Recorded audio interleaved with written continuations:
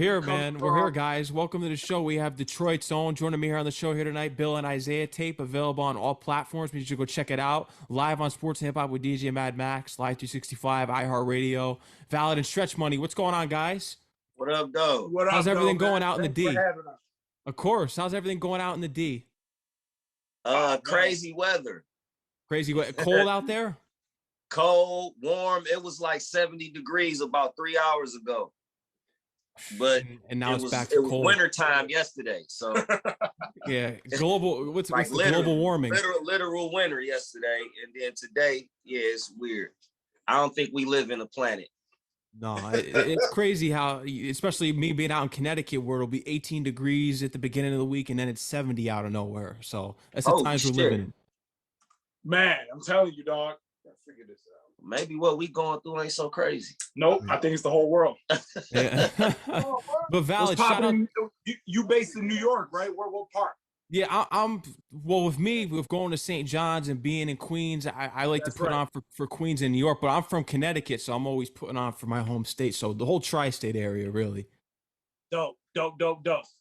Yeah, and shout out to Bobby J for connecting us a few months back. That's your guy. Yeah. I know you guys collaborated before. Yeah, Bobby J had me on the joint with Hush and MC Search and Canavo from D12. And yeah, man, that's my guy. Bobby J's my G. He done been in my crib. You know, when he comes to Detroit, he done spent the night at my crib, and because it's close to the airport and everything. So shout out to the G, Bobby J, man. I want to, before we get into the whole Bill and Isiah album here, I want to know, it takes money to make money. Valid, when was the first time you heard that song?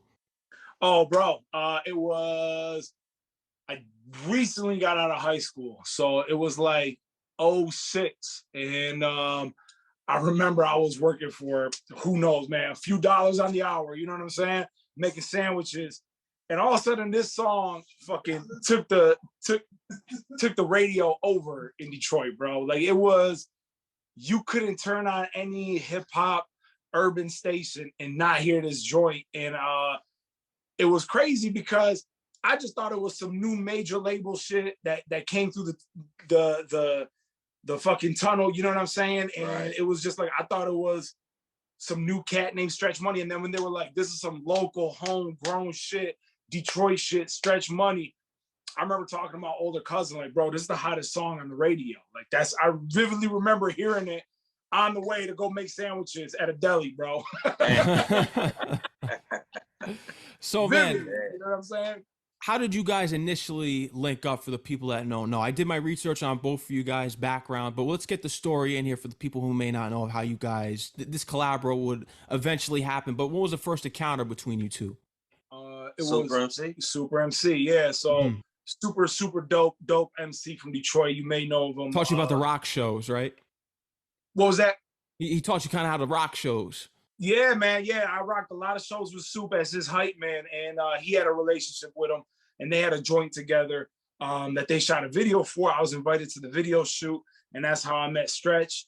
And that's, yeah, it was through the homie Big Soup. Yep, it's been on ever since, for real, you know. And then over the years, it's just grown, and it's grown into you know, like, you know, other artists and MCs, and it's like, oh, let's do a record. But over the years, for us, it just kind of grown into a more organic type, yo, man, I feel like doing a record. How you feeling? Hell yeah, let's cook something. And we go cook something, and it just became a more of a, just a, like a friend thing. And, you know, and one day, you know, I was like, damn, man, we should do something together, man. Like, just for sentimental value.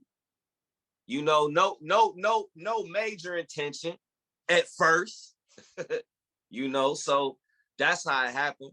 Yep. Supposed to only be 5 songs, and now here we are. We got a full album rollout. We got 5 videos off the album. I saw the visuals too. And a merchandise rollout, and it's just, it's crazy. Yeah. I checked out the album. I appreciate you for sending me the link. Commentate's my favorite one if I had to have a personal favorite. Dope, man. I appreciate it. I would expect that from you. You do a sports hip hop podcast, so it, you know what I'm saying? Yeah. It's right up your lane, dog. Yeah. Exactly. That was the one for me. But I love the whole rollout process, especially with the photos and how retro that you guys took it. Because today's generation, I know you guys are more on the old school side of things, even though you're kind of putting on for the newer generation in your own way and keeping it real with the lyrics. But everything's all designer clothes now. I love how you were able to keep it with. I saw Stretch Money rocking the Focus Ewings, and you had the starter jacket on in the photo too. I love that, paying homage to how it was in the golden era. Shout out Absolutely. to the homie Brandon's Vintage Basement. That photo shoot that you speak of, we were laced up by the homie Brandon Vintage Basement. It's a dope page. They collect and they're like a big trader in vintage gear, Detroit sports themed. So they got a lot of dope shit. Piston, Red Wings, Lions. But he had like the dopest collection of 80s Pistons, bad boy era Pistons, merch, clothes, props, like, you know what I'm saying? So this is like, he was like, look, dog, I just want to do it out of love.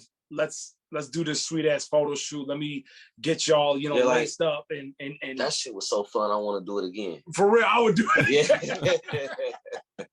It really felt like a time, like when we walked in for that photo shoot, I didn't know what to expect, but when we walked in the spot and I saw all the props and the clothes laid out, bro, it was a straight up time machine. And when I put on them like windbreakers and them clothes that were, really vintage from that era, I really did feel like an extra in like a Boys in the Hood movie, like in the background somewhere. Like it was just that era just came to life, like late 80s, early 90s shit. It was just like, holy shit. It was a time machine, time capsule for real. You could tell that, and I appreciate you paying the homage and everything that you're doing out here for the hip hop heads. But we get into the sports talk too, because it is the bad boy Pistons. It's the two rings. Isiah Thomas, one of the greatest point guards all time, no doubt about it. I know he gets a lot of hate, but what's your feelings on the whole Michael Jordan, Isiah Thomas feud that's going on and been going on for years? It seemed like to me that Mike's a dick, and I'm on Isaiah's side. Like, hey, look, Isiah said when Mike came in, he was the one that welcomed him in, gave him a warm place to stay, family, a pass through the ghettos of Chicago. That's poor. That's we talking a different level of respect that should have been there. And it's like, it's like Tommy Guns going against Rocky and shit. When Rocky pulled him out the cold, you had Adrian feeding him and shit. You know what I'm saying? And then he go against him like that. So for me, it's personal like that. And I think there's more to the story that either one of them will ever speak about publicly. Like when Isiah says something like that, like, yo, my family took care of this guy. And there might be something there that's not meant for the public to know. Maybe some type of personal, somebody in the family did something, who knows what. And we only see the surface level of it. The public, I'm sure, I would assume that there's something there that neither MJ or Isiah would feel comfortable talking about publicly to the world. That is a real driving force behind this shit. Because it's been like 40 years now, dog, and it's still going. Exactly. But they really was on the court and playing. That's like fighting. Like, you don't forget how many times you fought a motherfucker. And then back then in the NBA, they were really fighting. Yeah, like, so it's like that shit is gonna stick for a long time. Grumpy old men, bro. Yeah, like, shit. I feel like I might have some bitter rivalries. We're biased, dog. It's Detroit. Isiah Thomas is like God around here. He is. And it's unfortunate with the whole beef with Michael Jordan and everything, because he should have been on the Dream Team. That was totally Michael Jordan. We all know that. Yeah.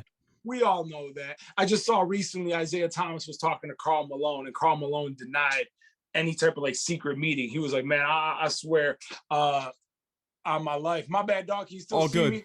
You're good. We're good. He was like, man, I swear to you that, he goes, if there was a secret meeting, I didn't have nothing to do with it. I don't know if you saw that clip. Karl Malone was saying that shit. Well, he has a lot of secrets, probably. I wouldn't be surprised. He's controversial in his own, so. Karl Malone, yeah. He's not looked upon with the most positive grace about him. He's got some skeletons in the closet, but I'm pretty sure sure does. I'm pretty sure they're out. But Bill Laimbeer, to me, he's underrated. He never gets brought up. He's one of the all-time greats. Hey, not to make it back on some rap shit, but it's not just a gimmick when we say Bill and Isiah. We really feel that way. This is the Isiah of rap, at least in our city. Like, you know what I'm saying? And I think a lot of us feel, or me and him and the people on our team and the people who helped us bring this project together, I'm the Bill Laimbeer of hip hop. What you just said, dog. Tall, lengthy, white guy doesn't get his props, but we're going to change that. You know what I'm saying? Yeah, absolutely. And Bill Laimbeer was a beast, bro. He was. I know people always, because they were the bad boys, people thought they were dirty, but that's how basketball was back then. If you look at I'm a big Knicks fan. So if you look at the 90s Knicks, they were dirty too. Oakley and all them, pushing people, bro, punch. If you ain't cheating, you ain't trying, brother. You know what I'm saying? You want to win or no? No. Yeah. Crazy, but you guys run deep here in Detroit, and I know Stretch Money, your guy growing up was Esham, so you were able to do a performance with him back in November, and he called you and asked you how you were doing and everything. So you guys got a close relationship. Yeah, that's my dude, man. Look up Dead Flowers, Dead Flowers classic. That's big bro. Like, yeah, definitely one of, like, you know, somebody I look up to, I hold high praise, I respect. You know, he's always when I ain't gonna say always, but we've grown to a point where, like, you know, he gives me wisdom, game, ideas, you know, shit, you know, and he's still hella active. So yeah, that's my dude. Underrated horrorcore. He's top up there for the horrorcore. Yeah, definitely the top. Yeah, definitely the top. You know, shout out to the you know, King Gordy. You know what I'm saying? It's a lot of them in there, but yeah, hell yeah. Detroit has definitely done its part in contributing to the horrorcore hip hop. Absolutely, I like when they want to join it. Yeah, like King Gordy, like Esham, and quite a few others. Even D12, you know what I'm saying? They had joints like that, and so yeah, Esham is, shout out to Esham, one of the kingpins of Detroit hip hop, straight up. ICP, I know they had their own thing out there. Yeah, they got their own thing, and that hustle, man. They created their whole lane. And the crazy thing about ICP is like, in real life, they are like genuine hip hop heads. Yeah, like, they are. Absolutely. It would surprise people of how deep their hip hop knowledge and like underground hip hop, that how much they fuck with it. Like it's pretty crazy and pretty impressive. Actually, you would never expect it almost. No, you would. And when we look at underground hip hop in Detroit, do you feel like it's getting its respect right now? I'll let you answer that, Stretch. I like to say so, on many different levels. Absolutely. Yeah. On from the hip hop side to the streets, absolutely, we are getting our respect right now. You got to think, when you can see collaborations like when you got cats like Bodie up under the Alchemist tree, and we can get tracks like Currency and Bodie together. Mm-hmm. You know, we can hear Action Bronson and Bodie, and you know, shit like that, crazy collaborations. And so yeah, I like to think that on both sides of the game, we getting the respect in the streets. There's no ifs, ands, or buts what's happening. As far as the artists that's running the streets, that's in the streets, the street artists, they got the rock right now. Right. And the reason why I can confidently say that is because when you got Tennessee, Memphis, Kentucky, Minnesota, whoever, when they're you got people from other cities and states making their music in our likeness now, that mean we got the rock. So shout out to the homies. I just saw a clip. It could have been New York, New Jersey, I forgot where, or it could have been LA for all I know, I forgot. But just somebody recently posted on a clip of some local rappers from a different city, like talking Detroit shit on their song, and they're not even from Detroit. Yeah. And they had one of them Detroit street rap sounding beats or whatever, and it was just like, it kind of amazed me, where I was like, holy shit, dog, Detroit done did it again. Like, and when I say done did it again, I mean, like, even on the other side of it, like, J Dilla influenced hip hop, some would say more than any producer ever. You know what I'm saying? Arguably. And like when he came through, it was like all of a sudden it was cool to have these like smooth ass, soulful ass records. And there's always been that, but Dilla took it to a place where like Pharrell was on that, Kanye was on that, that Slum Village sound like trickled its way into pop culture, and like bigger artists started having that soulful vibe. Slum Village is on Larry June, The Great Escape, right now. Yup. So that's right. The shit. That's what I'm talking about. You feel me? Mm-hmm. Like, so obviously the respect is there when we have the liberty of hearing these type of collaborations where, for a long time, Detroit was just us in our world, and we weren't shared with everyone else. It was a full-blown Detroit ecosystem, right? And now it's it's a broad and vast situation for everybody. You know what I'm saying? Mm-hmm. No, I definitely get it. And you brought up J Dilla before, Valid, and you have a relationship with his mother. I heard she wanted you to win the contest for a special painting that was made of J Dilla for you, right? Dog. So you do some good research, bro. Yeah, man. So I got So Dilla's mom helped me tremendously in my musical endeavors. You know what I'm saying? So shout out to my Dukes, shout out to Illa J, shout out to Uncle Herm, the whole Yancey family. I love y'all. You know what I'm saying? The only one I really ain't met was J Dilla himself. You know what I'm saying? Rest in peace. I met the whole bloodline. Right now, we're in DJ Head's crib, who's my DJ and producer, who was super tight with Dilla. You know what I'm saying? And he's all up in the Dilla Time book. So it's almost like this ghost to me. You know what I'm saying? That's just like, damn, I came in the hip hop scene locally just a few years too late to ever meet Proof and Dilla. But both Proof and Dilla's moms, it's kind of creepy. Both of their moms really might have played the biggest role in my career and like jump started everything for me, bro. Man, I think it's just oh, my bad. But to answer your question, yeah. So my Dukes was at this hip hop event, and she has artwork from all over the world. Like, I've been to her crib, and when I walked in the living room and I saw how much just fan art was mailed to her ever since Dilla passed, I was in awe. I thought I was in like a J Dilla museum. You know what I'm saying? And so she has so much of it that she really can't even like keep it all. You know what I mean? So she'll like sometimes give some away, like raffles and stuff like that. I go to this hip hop show, and they're doing raffles, and they got this like sweet oil painting of Dilla on a canvas that I don't even know what country it came from. And it says 09. So whoever the artist did it, he signed it, put 09 on it. And I got it hanging at the crib. So I bought me a raffle ticket and I won. And so she didn't give it to me, but she did say, she came up to me, she goes, I just told DJ Dez that I hope you win it because you deserve it. So that was close enough of her giving it to me. You know what I'm saying? And that's one of my, things that I own in the physical that has probably the most sentimental value to me, is because I know it's a one-on-one, and it came straight from my Dukes herself. So I'm gonna always cherish that piece.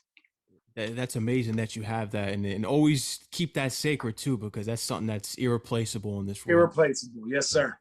Stretch Money, Royce the 5'9", when he gave you that cosign, that was big time, and he told you, he's like, I want you to do something to get on the track, and you were just like, hell yeah, and you worked with him. Yeah, absolutely. It's always a pleasure and an honor to work with the Lord. Yeah, absolutely. To one of the top lyricists in the game. Fuck yeah. Hands up. Yeah, Hands hell yeah. We like with Royce, like he's at the top and held high. Like all over, but like here at home, it's like whether you like him or not, he is who he is. Like, and that's the big homie for sure. Mhm. He just dropped the EP too, man. The shit, yeah, he got a joint with Redman that go hard. Yeah, oh yeah. Yeah, like yeah. I mean, come on. I mean, like, come on, you know. Like, it's like that motherfucker Royce and like Elzai, it's like, you know, we'd be more shocked if they didn't get off. you already know how they coming. You feel me? Like, it's like, what type of colors is he putting on this canvas this time? That's how I look at it now, you know? Exactly. One of the all-time greats, and Yeah, what he's done man. not only for D12 but hip hop as a whole and the underground. Keeps it real. I want to get into the side thing because with you, Stretch Money, you're also in some movies. You do some movie work, cable movie, is that right? Yeah, man, I'm on Tubi in the cable movie and shit. Yeah, shout out to the movie is called Detroit Cable Connection. Detroit Cable, yep. Yep. Shout out to my dog that put that together. He got a couple more movies he working on, but yeah, I am in the Detroit Cable Connection on Tubi doing some gangster shit. And then shout out to my dog Jigsaw, Jacody Films. I'm in his movie. I fucking shot Redbone and shit. I shot and killed someone. You know what I'm saying? Alongside Big Hurt, which is another legend here at home, and it, like one of my, you know, like I hold him up just like Esham. That's my big dog. So yeah, I got to act alongside him and kill some motherfuckers. And yeah, and my man, no, listen, the same guy that got that movie out, he got a new movie out called The Coney, about the Coney Islands here in Detroit, and he used my record featuring Icewear Vezo and K Deezy, Coney Island, produced by Gino XO for the movie. Bang. So, there we go. I got that shit out. Congrats. Now, are you looking to take this acting thing even further? How did you feel once stepping into a role for this? Because it's an outer body experience. A lot of actors describe it that way.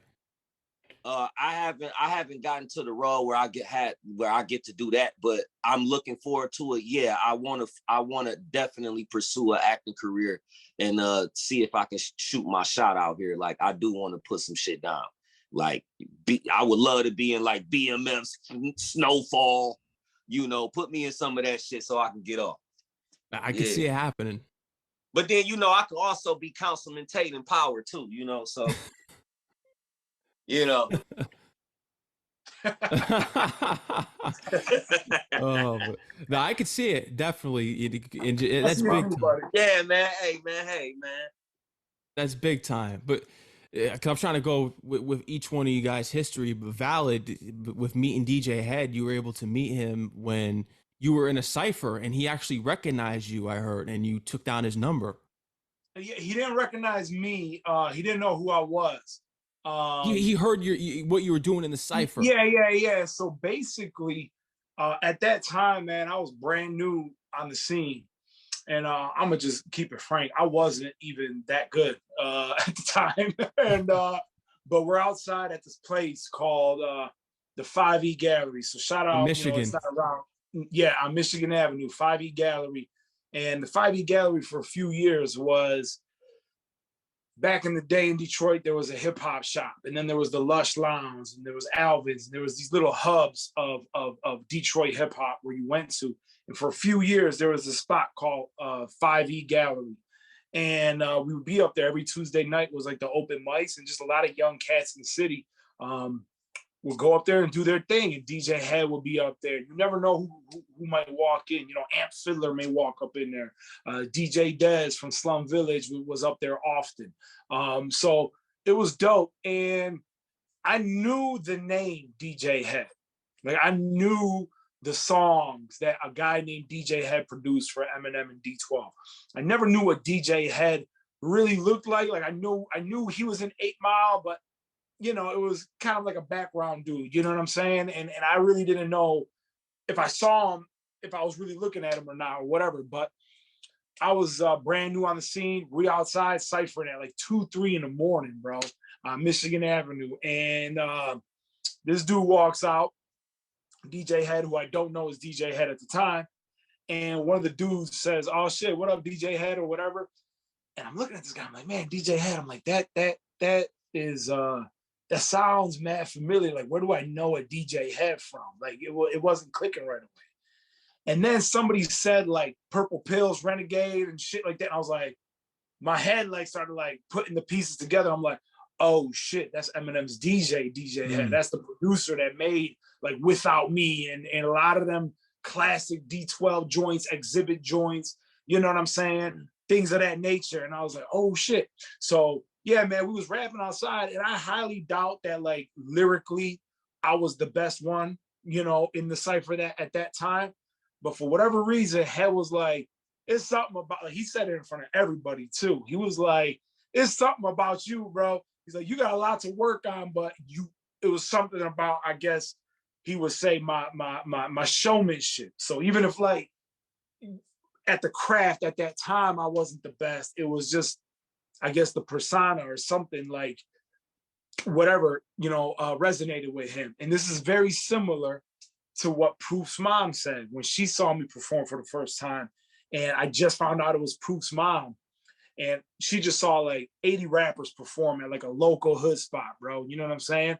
And she got on the mic, and Proof's mom was on some like, you know, to make it in the form of any form of entertainment, whether you're rapping, singing, comedian, whatever, there has to be something about you that motherfuckers like have to like about you before they even hear you perform your craft. You get what I'm saying? Like before we even hear you tell a joke, we already know if we like the comedian or not. It's something, you know, whatever. And she was like, and there was one dude in here that stuck out to me really, really like dope as hell. And she was like, where's that white boy with long hair? And she pointed at me, dog. And she was just like, please, sir, keep doing what you're doing. You got a lot of work to do, but it's something about you that just people gravitate and you grab people's attention. And I think DJ Head might have said something along the same lines. And ever since then, me and him slowly but surely, me and Head got tighter. And I would come over here when I would have a new release, and I'd be like, yo, Head, check it out. And I was always like super nervous coming over here because I'm like, this motherfucker done shared the studio with Dr. Dre many nights, you know, and was in the lab with Redman. And so like, here I am, just like a local rapper. I know in the back of my head, like I got a lot to work on: flow, cadence, breath control. So I'm even nervous to play this shit in front of him. I'm thinking he's gonna tell me like, get the fuck out the crib. But he always embraced me. And he was always just like, all right, you gotta work on this. You gotta work on that. You gotta work on this.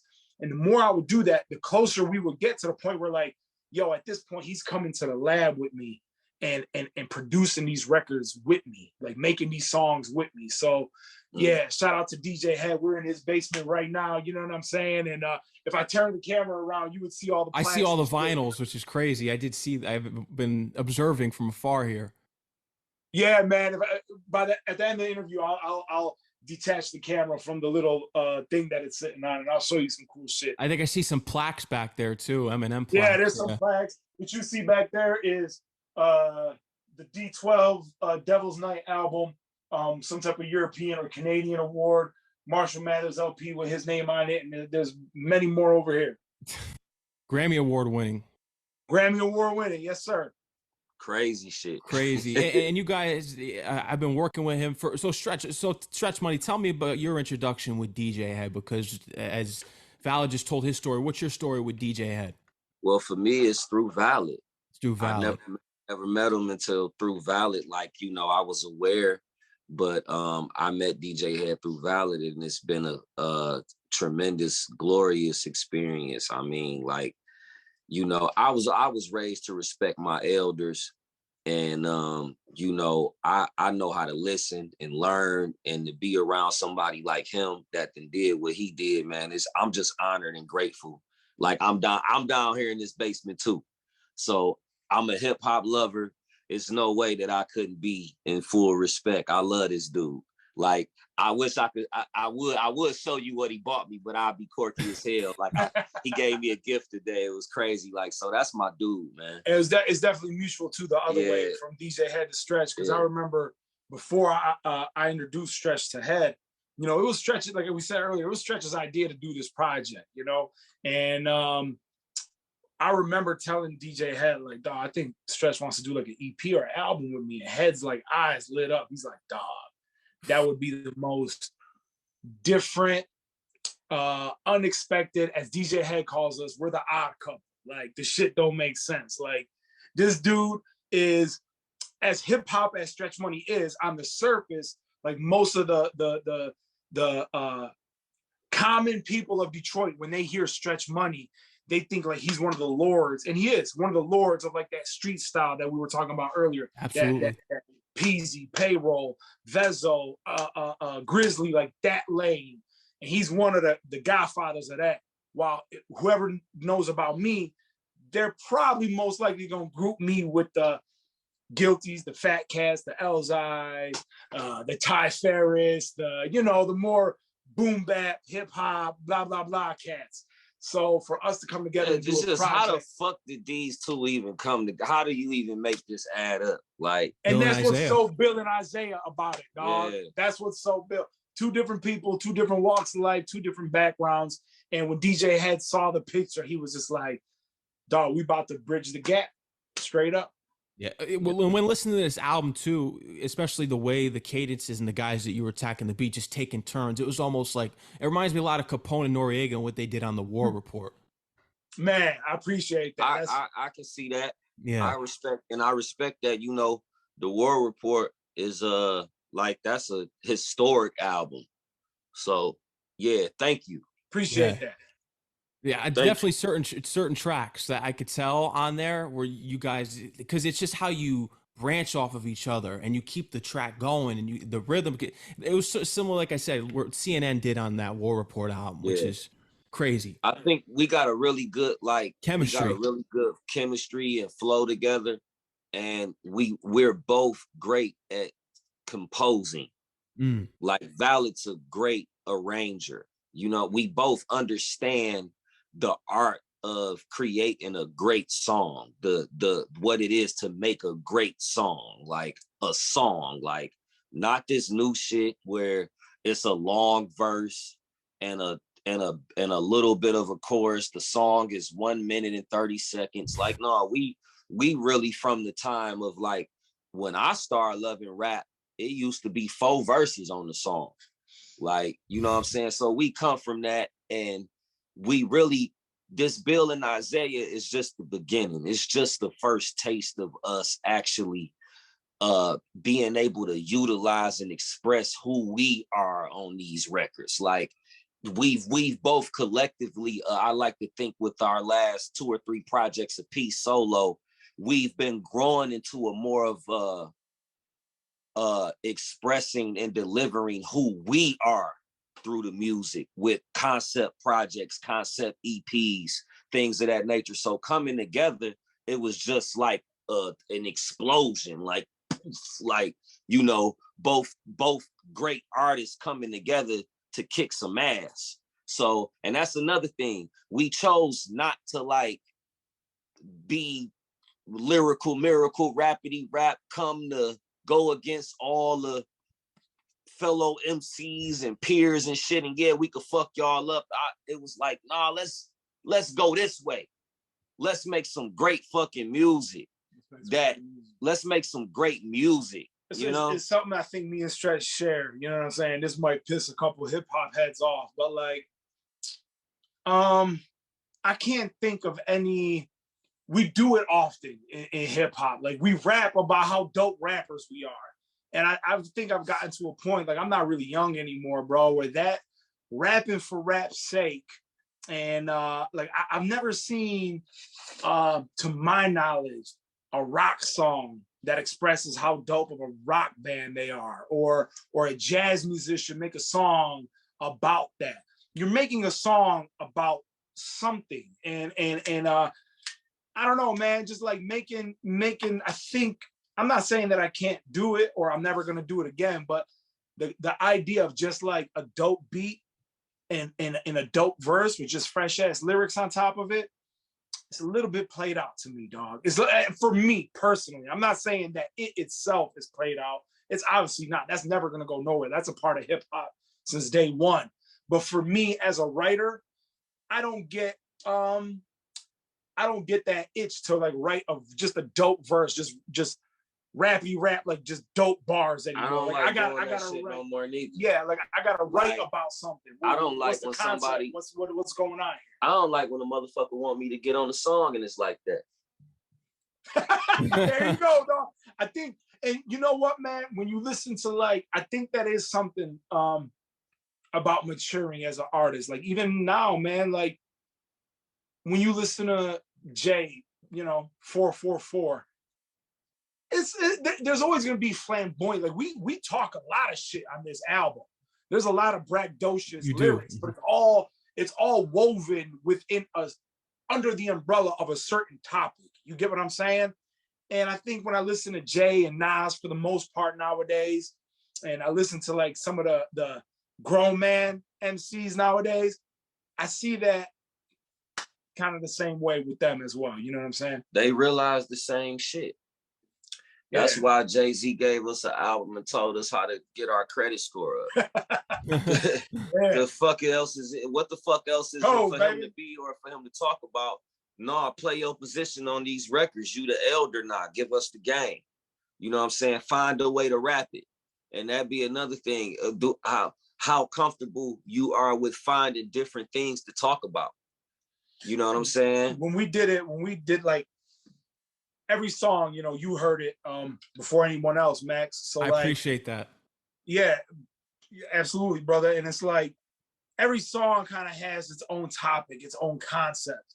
And like I said, there's a lot of shit talking and just fly ass bars, and there is lyrical rap, whatever the fuck you want to call it, on there, but that's not the focus. It's there's a topic of the song, and again, like it's only exciting for me to talk shit when what are we really saying? What's the underlying theme of this song that I'm gonna talk this shit on? That's just where I'm at with my artistry, and I think that probably goes for both of us. I appreciate the skits on there too, with the post games and the commentaries and all that. I like how you added that all in from the old Bad Boy Piston days, of course, with the team. But I am curious to know, especially because we talk about song making. I know with you, Valid, you have a lot of influences not only in hip hop because you like Slick Rick, Common, Nas. Those are your guys, but you also like Sade. So you think when you venture outside of hip hop, that kind of leads you more Absolutely. to be like creating songs. You have to branch out, not just within the genre. If you listen to this album, and you listen to my last full-length album, the Mihajlo album that came out in 2019. That big time album, reposted by Ghostface Killer. Yeah, thank you. You're gonna notice that I don't think, I'm pretty sure, I'm like 95% sure, no two songs on either Bill and Isiah or my Mihajlo album have the same structure. None of them are two verses and the hook plays 3 times. None of them are structured the same because I'm old school. I know we live in an era where everything is single driven. A lot of like popular artists are done making albums. They just drop singles, drop one song a month for the rest of their lives. And if that's what you do, that's cool. But that's just not my kind of art. I want to, make statues and sculptures and movies and shit. And when I listen to Sade, when I listen to more modern, when I listen to like Anderson .Paak's albums, just to bring it more modern, and Patrice Rushen, like that's another singer of mine that I ride to that shit, bro. If I'm in my car, 80% of the time, bro, I'm not listening to rap unless I'm with like somebody else in the whip that wants to do that. 80% of the time, I'm listening to fucking Sam Cooke, Sade, you know what I'm saying? Things of that nature. When I listen to like an Alicia Keys album, for example, the song structure and the flow of the songs, it's just more creative. It's not as redundant as like most rap music is, and I don't say that to put rap down. It's not trapped inside a structure. It's not trapped inside 8 bars, 16, 8, 4-bar intro. And it's like, that's why, I know the hip hop heads are gonna come from my fucking throat when I say this.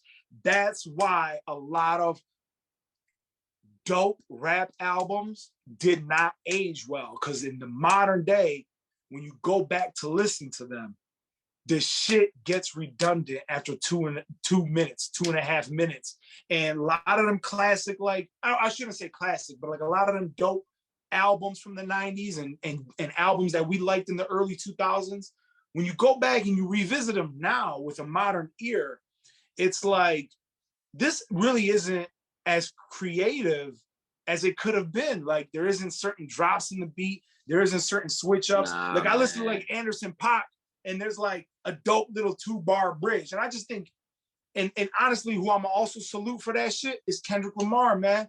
Kendrick makes masterpieces when it comes to song structure and keeping the shit flowing and different and unpredictable. And you can see with Dr. Dre's Compton album, when he dropped that in 2015, 2016. For the soundtrack. Same thing, man. Yeah, that album was sweet as fuck. And the songs were all structured differently. You never knew where it was going, where the beat was going to change. And I just think, you know, hip hop has finally... I can't let you shoot down all them albums.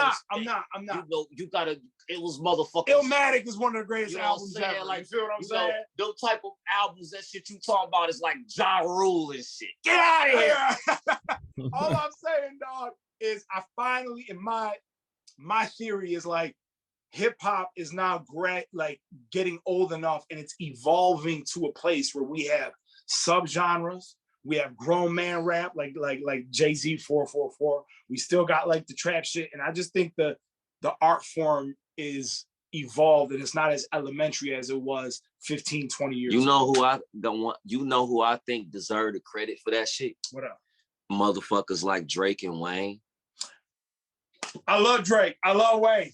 And they're dope as fuck. As far as like, you know how you saying like how like it take another motherfucker to like make some shit cool. Like, it was like we had never heard a guy like rap, like let alone talk rap, but then go from rapping the shit and then be like, I just want, and go into success. We had a song like Successful, and this with the singing and the shit it meshed so well.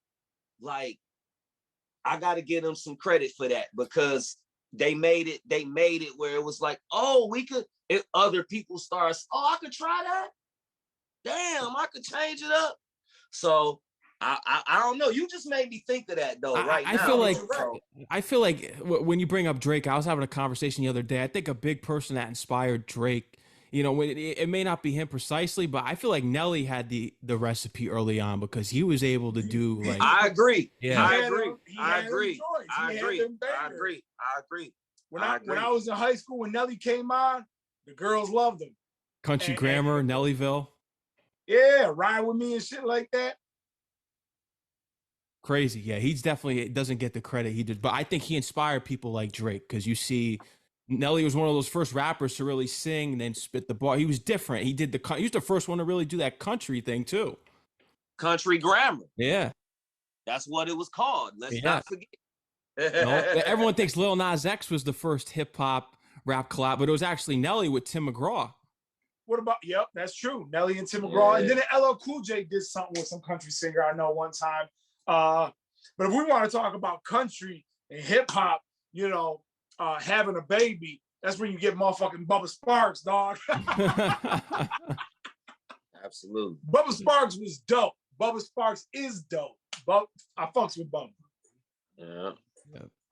No, but just getting it more into this album and everything, just with your careers. But I wanted to touch on Stretch Money, because I think a lot of times too with hip hop today, you can't tell what's real. A lot of it's superficial. But a track that drew me to you and do my research about was Ill Feelings, and learning about just hearing about how you were able to address that about your father. Word. Yeah, that's interesting that you picked that one out. But what's even more interesting is that you're not the only one that picked that out. We was just in a podcast together the other day, and somebody picked that one out, like, and brought that record up. And that's a record that's many, many years old now. Like, that was on my second tape. So that was like 08 when I did that record. So yeah, but the one thing about that record and like the songs I was doing on that project was just I was oily, I was wet, I was oily from all my studio work and experience and learning how to conduct myself and work in the studio from just regular old rapping.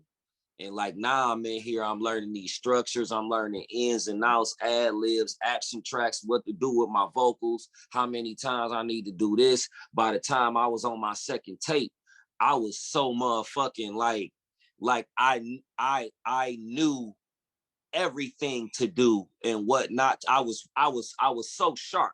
Like even to this day, like I feel like my second tape is better than the original tape that everybody was blown away by. And then my second tape kind of got slept on a little bit. And it was actually far better work. I've only excelled from tape to tape, but Ill Feelings was like my first time like digging deep in my emotion and expressing it on the record. Yeah, like that was like one of my first times doing really the first time. And I did it good. I cried when I recorded that shit. No, it's a powerful record. And it's a real story, you know what I'm saying? And my father passed, it's been almost 2 years now. So my condolences. Yeah, thanks. We didn't get to fix that shit neither. Yeah. So that's the thing. Like, but that's when you hear this Bill and Isaiah, you hear me talk about it on the Have a Drink record. You know what I'm saying? So it's when you read this, listen to this Stretch Money shit, it's like an ongoing book. It's like Star Wars, baby. Yeah. You know what I'm saying? For real. Yeah. So say if you guys Ill Feelings though. Yeah. No, powerful record. Wanted to touch base on that. Just, you know, it's rare to get records like that nowadays. But that is a real Detroit thing. If you look at back, a lot of times you have tracks that speak about their parents. When we look at Cleaning Out My Closet, and then if you want to take it to Kim, Eminem's wife. I've never really heard nobody rap about their parents and their heroin addictions. Like, so I think that's why that was my first attempt of strapping my nuts on and like having the courage to say and do some shit that I know what nobody would normally do, let alone my peers around me. You know what I'm saying? Like, for real. So yeah, that was my first time at getting my feet wet with rapping my emotions out. Cause before that, I had never actually rapped my feelings out for real. Like it was raps. You know what I'm saying? That shit was feelings. So that's the difference between Ill Feelings and a lot of other records. Yeah. With this album next, because you got the DJ Eclipse show coming up. I think you're heading to New York soon. What else do you have on the way with the rollout for this album? We got Sunday night is Shade 45 DJ Eclipse. So Sunday night at 10, Rap is Out of Control. Shout out to Eclipse. Shout out to DJ Riz and the whole Shade 45 family.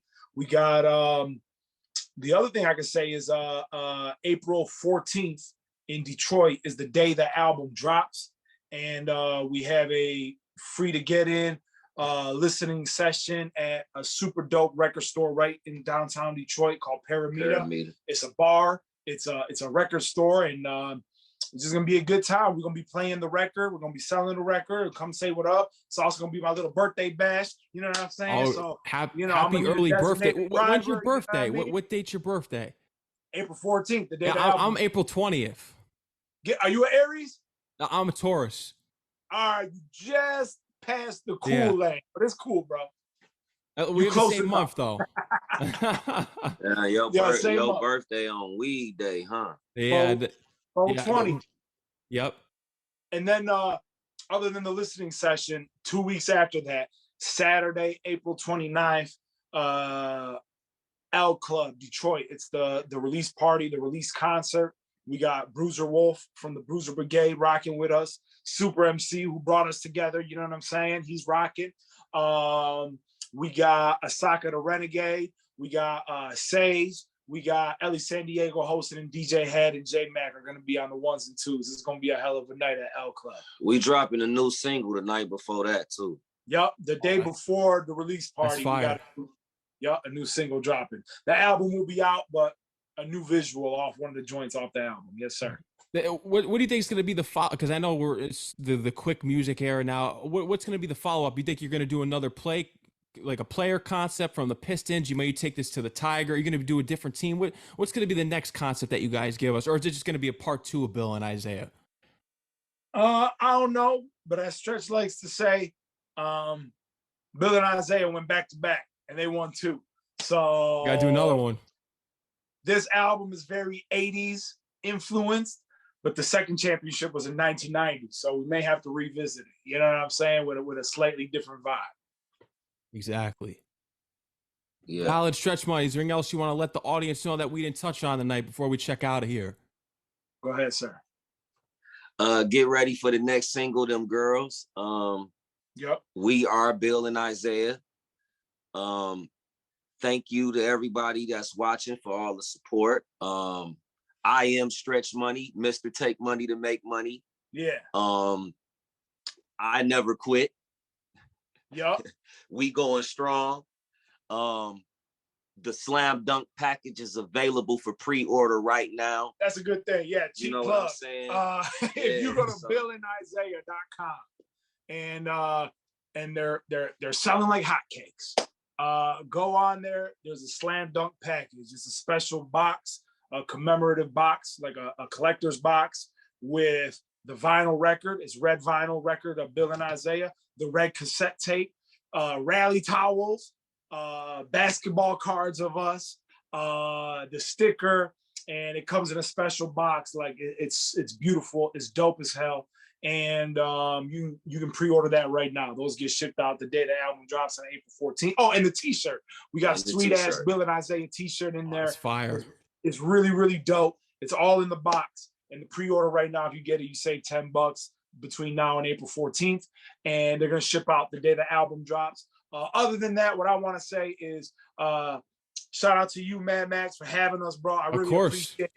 And thank you to all the listeners who gave us your ear tonight. And yeah, so we got 3 singles out right now: Sentimental, Commentate, and Game Film that just dropped like not even a week ago. And we even got Like This, which we dropped like a year ago as like a teaser before we even announced an album. So if you just go on YouTube, type in Valid and Stretch Money, we out here, you know what I'm saying? Bill and Isiah drops April 14th. Shout out to Funk Night Records. Shout out to Rebel Nation. They're kind of the battery behind our in our motor right now. And shout out to this guy, Stretch Money. Follow Valid at Valid313. Follow me on Instagram at Stretch Money Official. Follow us both on Bandcamp. Get this exclusive music that we got. Bill and Isiah, April 14th. Shout out to you, Max. No, yeah. I appreciate it, man. And just flipping it in your own way and make it, because the concept was like Crockett and Cubs, so you flipped it in your own way with Bill and Isiah. And we sure did. We wanted to do an 80s and 80s. I wanted this shit to be Crockett and Tubbs so bad. I've been watching Miami Vice like for the last few days. Just going through my I'm reminiscing. Oh man, you should have seen the way Don Johnson was dressed the other day. It was crazy.